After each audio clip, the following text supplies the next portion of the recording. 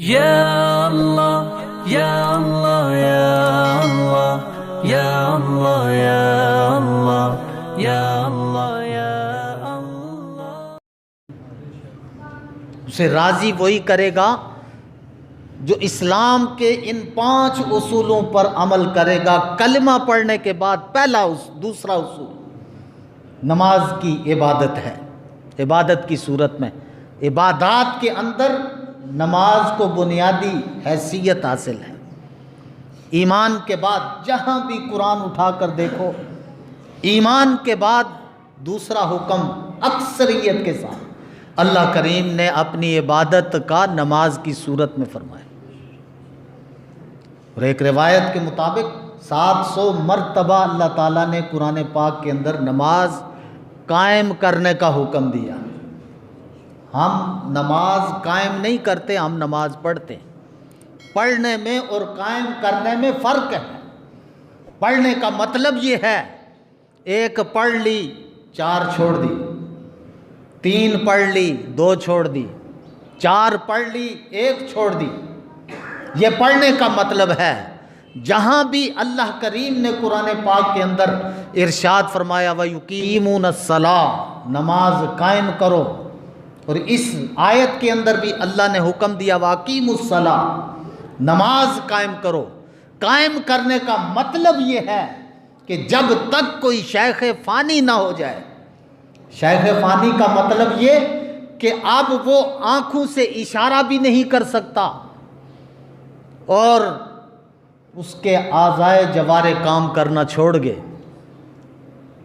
حکیم حاذق مستند ڈاکٹر نے یہ پیغام دے دیا کہ اب یہ پلٹ کر صحت کی طرف نہیں آ سکتا، اب یہ موت کی طرف ہی جائے گا اور لقمہ اجل بن جائے گا، اور کوئی صورت باقی نہیں سوائے اس کے۔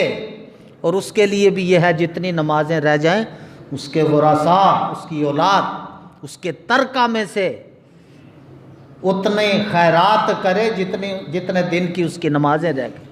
یعنی نماز کی معافی نہیں۔ قائم کرنے کا مطلب یہ کہ ہمیشہ نماز پر قائم رہو۔ اور اللہ کریم نے تو زور دے کر 3 پارے کے اندر ارشاد فرمایا حافظوا علی الصلوات والصلاۃ الوسطی، فرمایا کہ نمازوں کی حفاظت کرو اور خاص کر درمیانی نماز کی حفاظت کرو۔ بہت سے فقہاء علماء نے لکھا درمیانی نماز کا مطلب کیا ہے، اور بہت ساروں نے لکھا کہ ہر نماز ہی درمیانی نماز ہے۔ ہر نماز ہی درمیانی نماز، گویا کہ اللہ کریم نے ساری نمازوں کی حفاظت کا حکم دیا کہ انہیں قائم رکھو۔ قائم رکھنے کا مطلب یہ کہ کوئی جب تک شیخ فانی نہ ہو جائے کہ قریب المرگ ہو گیا، اب اس کے اعضاء کام کرنا چھوڑ گئے، کھانا پینا اس سے رہ گیا، دیکھنا اور حرکات و سکنات اس کے چھوٹ گئے، اب سوائے موت کے کوئی چارہ نہیں، تو فرمایا کہ اس سے پہلے کسی کی نماز ترک نہ ہو۔